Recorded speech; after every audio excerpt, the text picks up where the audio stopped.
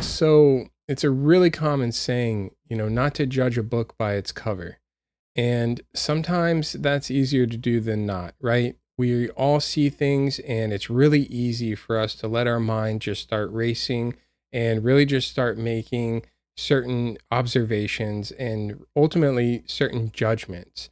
But if we really think about it with our own life, there's probably been a lot of times where we've been thankful that other people didn't do that with us, right? Maybe that day we were having a bad day, or quite frankly, maybe we were just going through a bad season, a tough time in life, where if you were to just look at us outwardly, it wouldn't necessarily express, what's in our heart.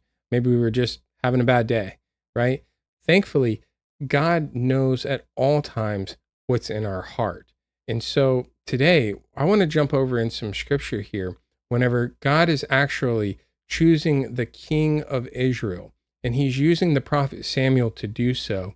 And Samuel is going and he's going to be looking amongst these different men, and out of these men, he's going to choose. So let's look over here in 1 Samuel 16. We're going to look at verse 7.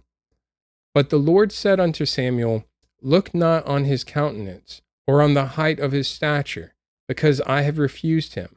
For the Lord seeth not as man seeth, for man looketh on the outward appearance, but the Lord looketh on the heart.